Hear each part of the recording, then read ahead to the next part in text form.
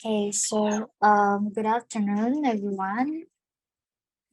Good afternoon, my honorable lecturer, Ms. Mahayu. Today we are from group 10.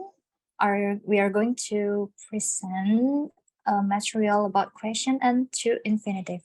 But before that, I do apologize for turning off my camera because my camera is still broken. So without any further ado, let's move on to the presentation. Next.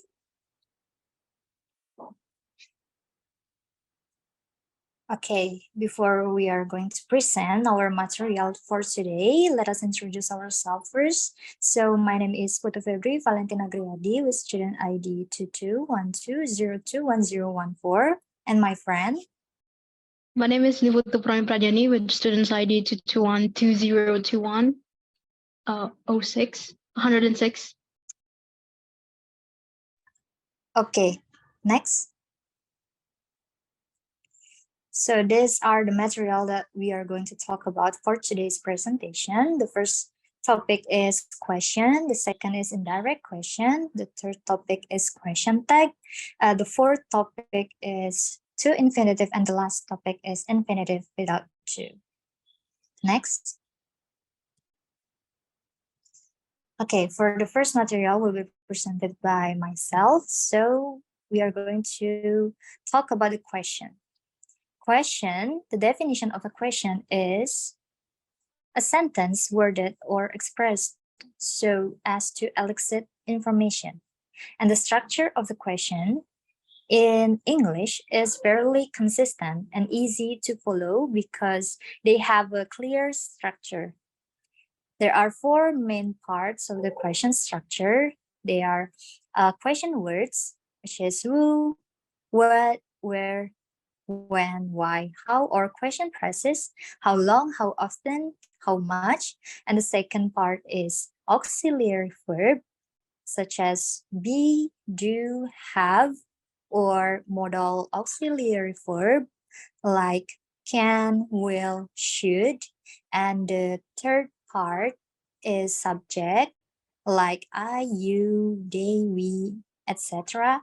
And the fourth part is main verb, any verb such as play, eat, and buy. Next. So those are four things that you need, and you need them in that order every time. Let's take a look at the example. Where do you live? So the structure is question words where, do auxiliary verb, you subject, and live main verb. The other example is what do you like about it? How long have you been living there? And there's also a question that doesn't contain any question word. For example, do you live in London? This type of question is perfectly acceptable too. Next.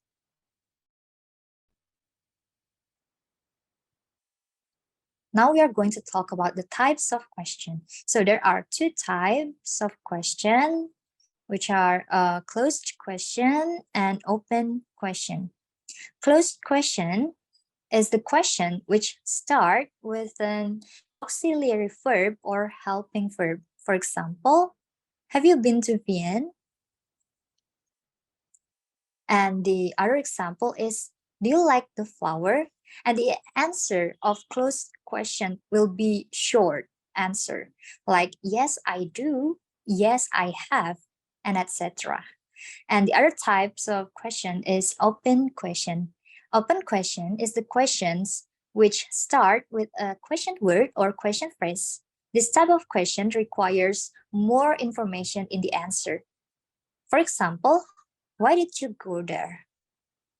The other example is, how long did you stay here? And the answer will be longer than the closed question.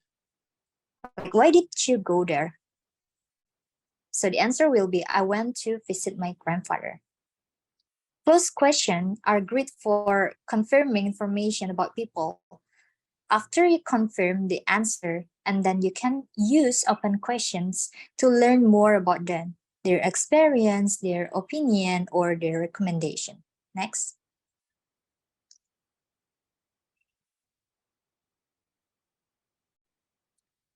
Next is the important thing in making a question. So make sure that the subject and the auxiliary verb are matched. Like, for example, do you live in Khao Yai? That's the correct question. And do he live in Khao Yai? That's the wrong question. Next.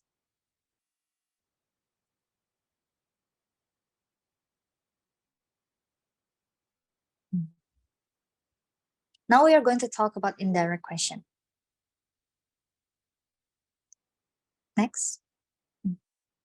What is indirect question?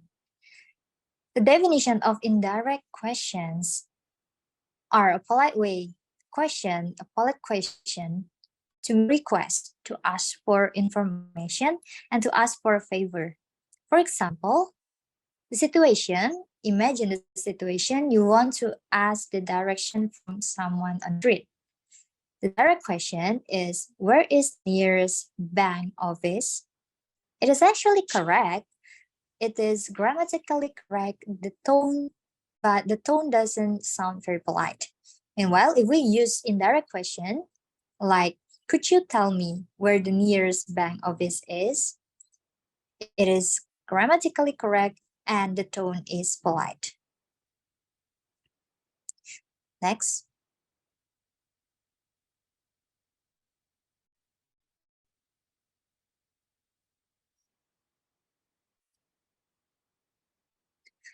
Now we are going to talk about how to form indirect question.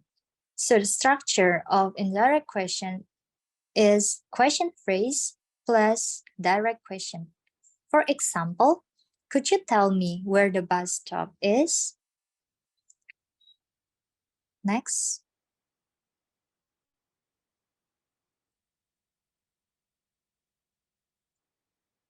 There are some rules of indirect question that we have to memorize in creating an indirect questions. So the first rules is in indirect question with the verb to be, the verb comes after the subject. Example given, can't you tell me where the bank is? And the second rules is indirect questions. We use the has or have auxiliary verbs that come after the subject. Example given, do you know where he has gone? Next.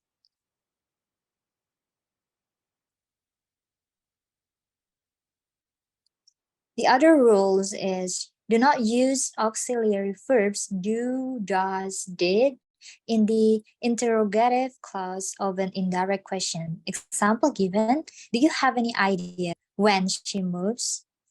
And the last rules is, the fourth rules is use question marks at the end of indirect questions, which begin with, can you tell me? Could you tell me? Do you know? Do you have? Next.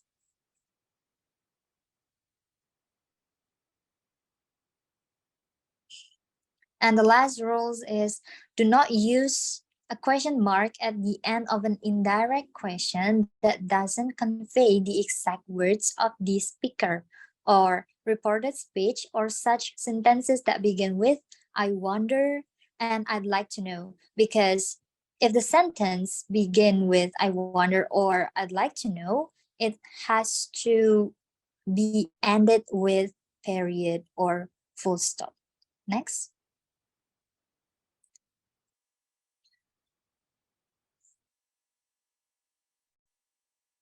Now we are going to talk about whether or if.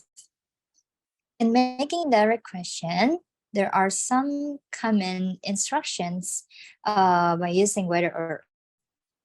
The first is if is more common than whether. The next instruction is whether is used for more formal context. For example, the people will be asked whether they prefer anonymity on the internet. The next is it is preferable to use whether with or when there is more than one alternative in an indirect question. For example, he always says the truth whether it is polite or not. The other instruction is we do not use if after prepositions. For example, I was interested in whether he had his own opinion. This is a correct sentence. And the incorrect sentence is I was interested in if he had his own opinion. And the last instruction is when it is used the alternative if or not, the part or not is placed at the end of the indirect question. For example, I asked her if she was going to the cinema or not. Next.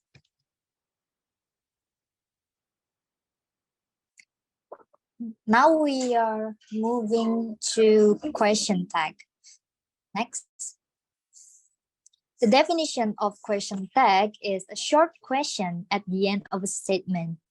So you are creating a yes or no question at the end of your statement. Question tag are usually used when asking for agreement or confirmation. A question tag is formed by an auxiliary modal verb or a form of the verb to be. Please take note, a positive statement is followed by a negative question tag. Example given, you are a student, aren't you? So the statement is positive, which is you are a student, and the question tag will be a negative question tag, which is aren't you? And a negative statement is followed by a positive question tag. Example given, Mary isn't a teacher, is she? Next.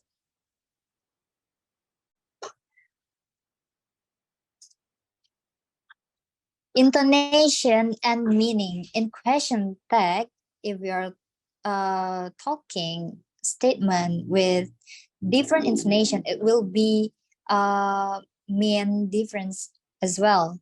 For example, if we use rising intonation, it means that we are not sure and don't know the answer. For example, John doesn't speak Finnish. Does he?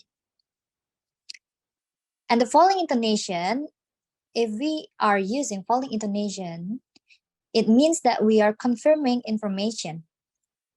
For example, John doesn't speak Spanish, does he? Next. These are the example of question tag with the verb to be. So if we have a positive statement like you are a student, the question tag will be negative, which is aren't you? For the statement he is very busy, the question tag will be isn't he? For statement she was happy, the question tag will be wasn't she? And for the statement they were surprised, the question tag will be weren't they? And there's an exception for the question tag with verb to be. For example, I am late, aren't I? The correct question tag is aren't I, not am I. Next.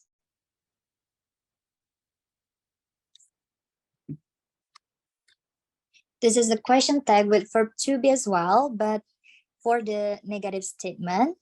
For example, you are a teacher. The question tag will be positive. Are you? For the statement, he isn't crazy, the question tag will be is he? The statement, she wasn't relaxed, the question tag will be was she? And the statement, they weren't late, the question tag will be were they? Next.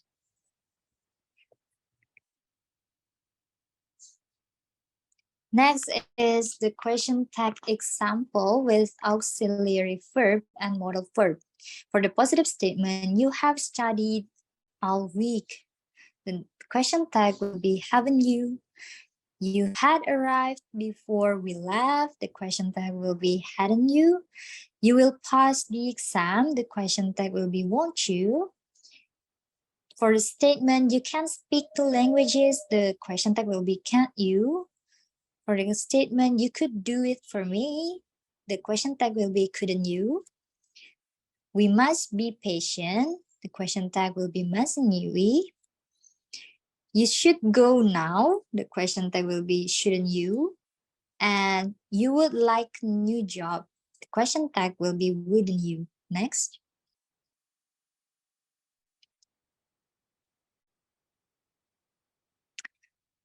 These are question tag with auxiliary verb and modal verb as well, but in the negative statement form. So for the statement, you haven't been here all week, the question tag will be have you. You hadn't done it before then. Question tag will be had you.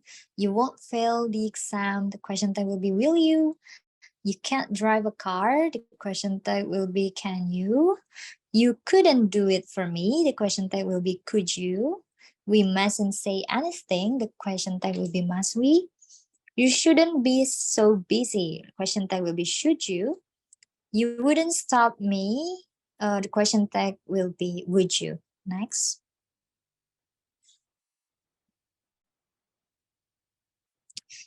This is the question tag form with normal verb. So for the positive statement, you speak English, the question tag will be don't you. He speaks Spanish, the question tag will be doesn't he. She studied for the test, the question tag will be didn't she. They need a dictionary, the question tag will be don't they. John lived in Japan, the question tag will be didn't he. Mary wants a new car, the question tag will be doesn't she. So we have to like concern the verb to make a question tag for this statement in a normal verb. And also we have to look in the tenses for its tenses. Next. So this is the question tag with normal verb as well, but in the negative form. For example, you don't speak French. The question tag will be positive, which is do you. She doesn't speak Italian. The question tag will be does she. He didn't study for the test. Question tag will be did he. Also, you have to remember that statements using barely, hardly, neither, no, nobody, no, nothing, and seldom are treated as negative statements. For example, nobody went to the meeting. Did they? Nothing is ready. Is it? Next.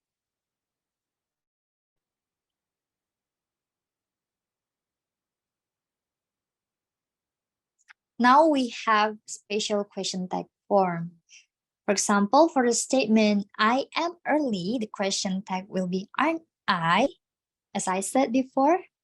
And for the statement, let's go to the beach, the question tag will be shall we. For the statement, there are spiders, the question tag will be are there. For the statement, this is Paul's pen, the question tag will be isn't it. And the statement, don't forget, the question tag will be will you. Next.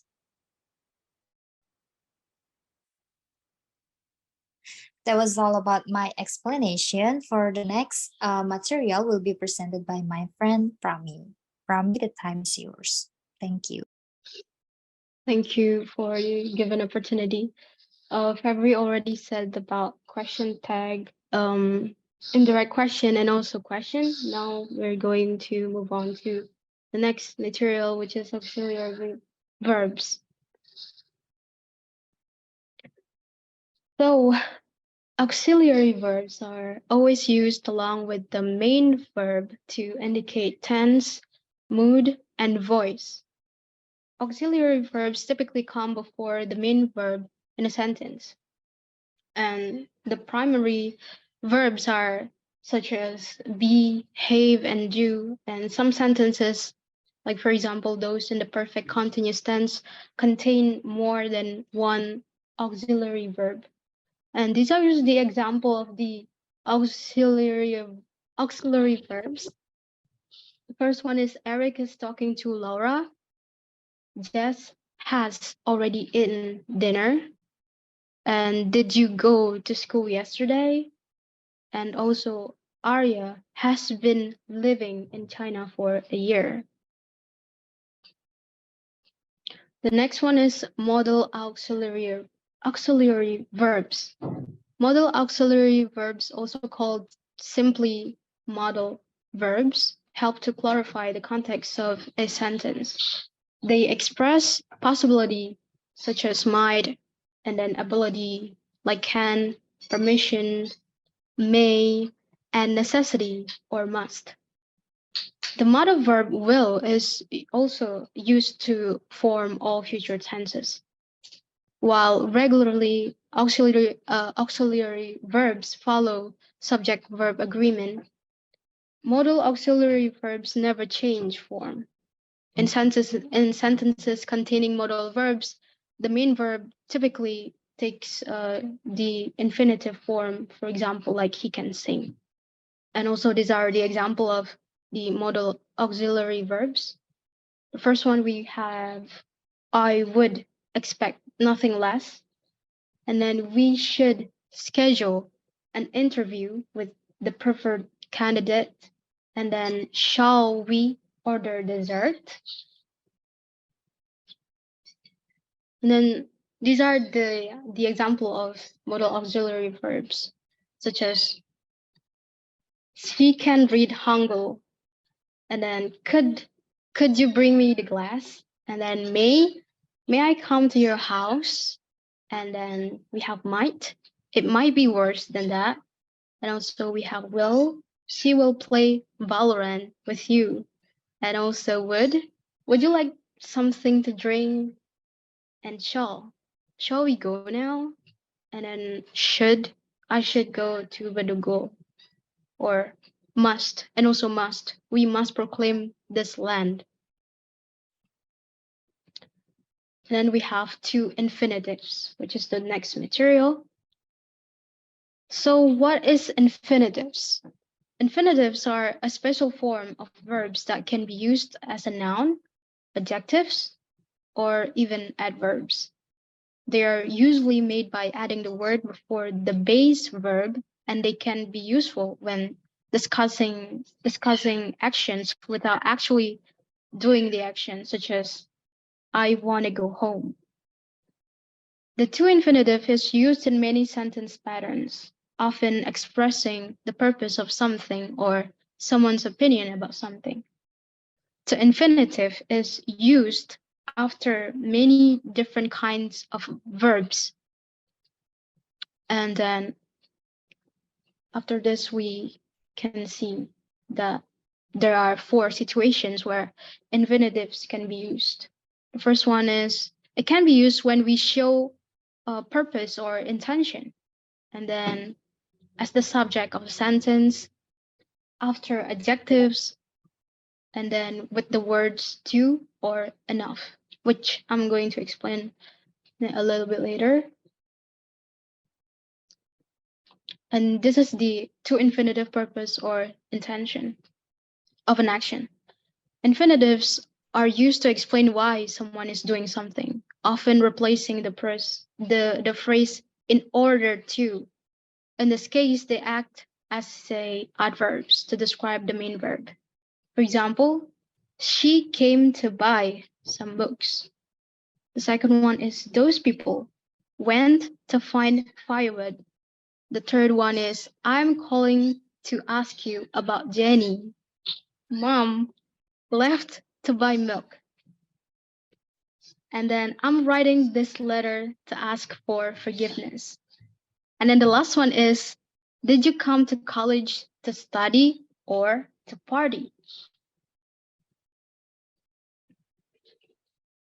And then infinitives also can be used as the subject of a sentence. This is a formal usage and is used much more often in written English than spoken. For example, to know her is to love her. It's like a poetry in there. And to visit Wyoming is my lifelong dream.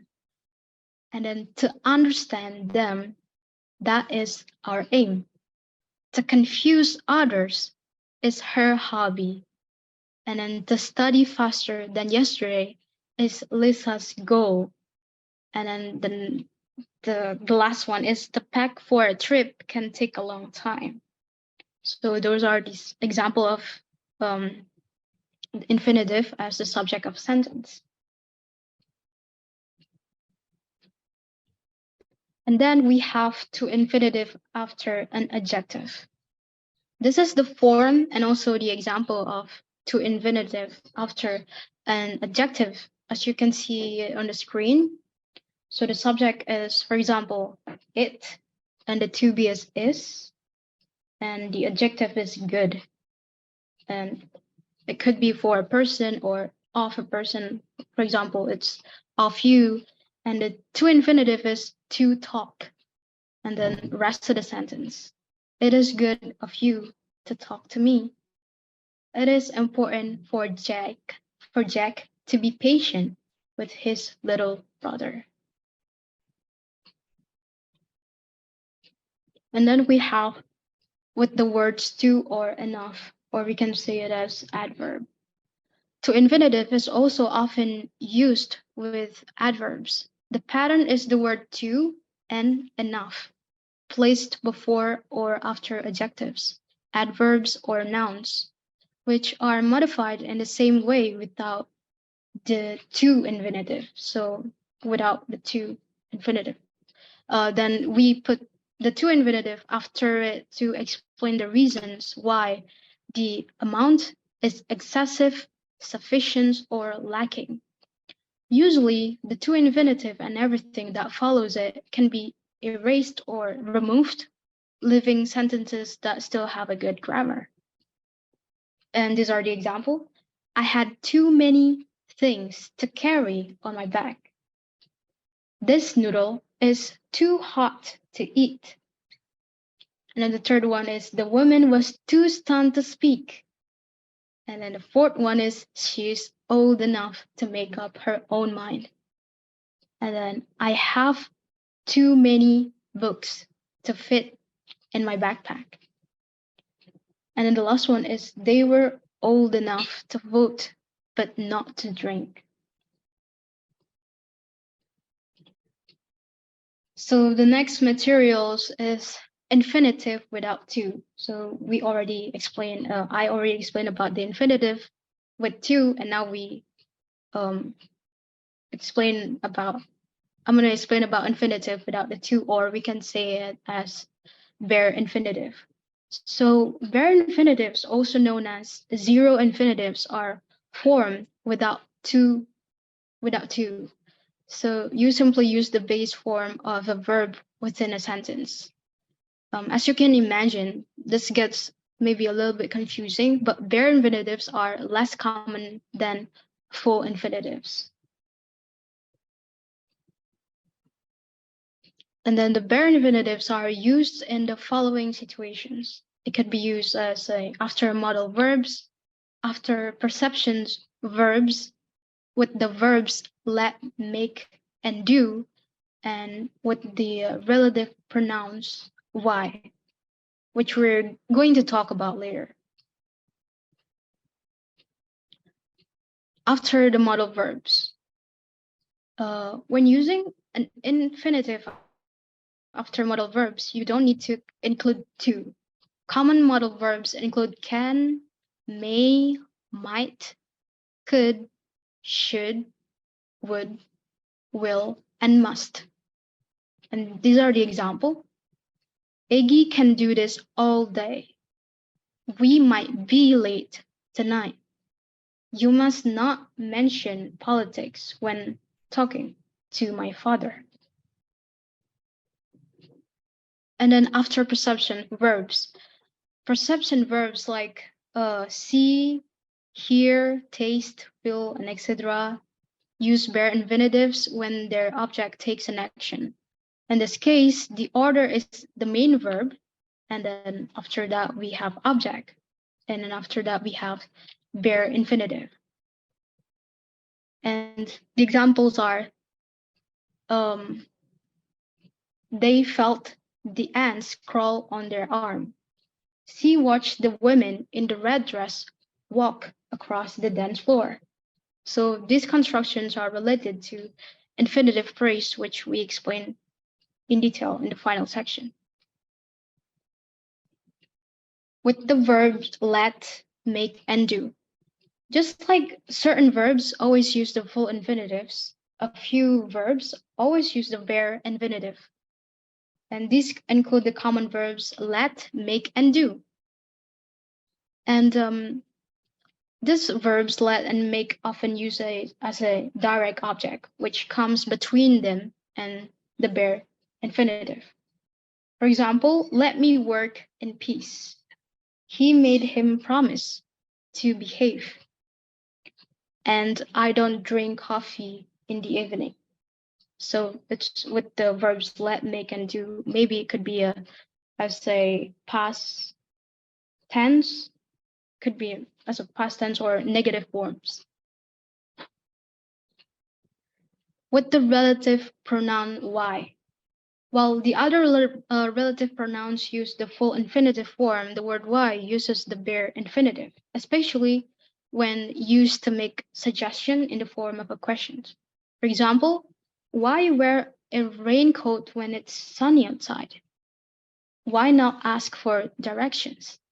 And also, why bother?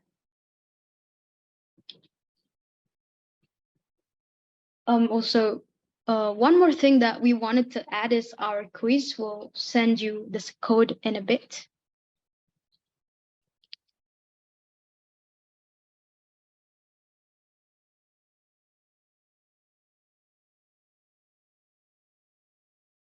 So this is the code of the quiz. I hope that you guys can see it on the screen and kind of join the code. Thank you. Okay, everyone. So now we are going to start our quiz. Prami, you can start the quiz now. Thank you. All right, start in 3, 2, 1.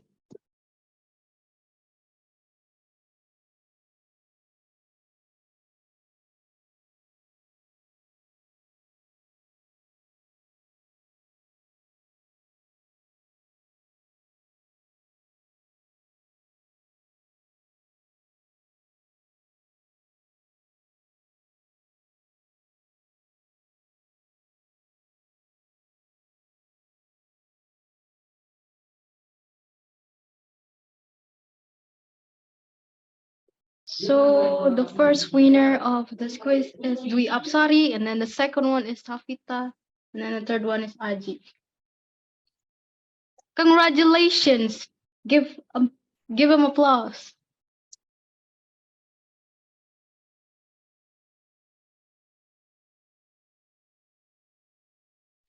Okay, everyone, congratulations for the winners.